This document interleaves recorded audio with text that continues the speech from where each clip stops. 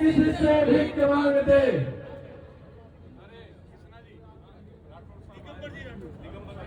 कि पग पग सूरा काली पग पग सतिया थान मन रहता पग मेलता रंग है राजस्थान रंग हमारा राजस्थान।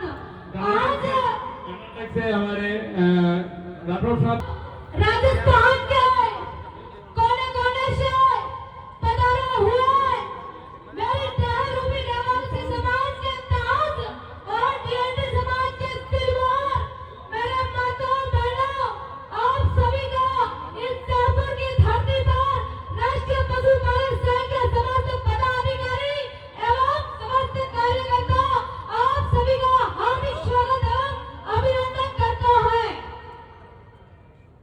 सज्जनों, अब मैं परिचय देती हूँ कि आप फटा धारा उलटे कि आप फटा धारा उलटे कटा भगत आकार शीश कटा धारा लड़ पड़े जग सुटा जालार जग सुटा जालार।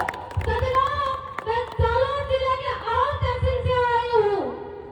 हमारे बीच में नारायण सिंह पड़ियार जो कि राजस्थान गोमंतो विभक्त क्रांति प्रकोष्ठ के अध्यक्ष हैं, उनसे अनुरोध है कि वो कहीं हो तो आके मंच पे अपने स्थान ग्रहण करें। नारायण सिंह जी पड़ियार।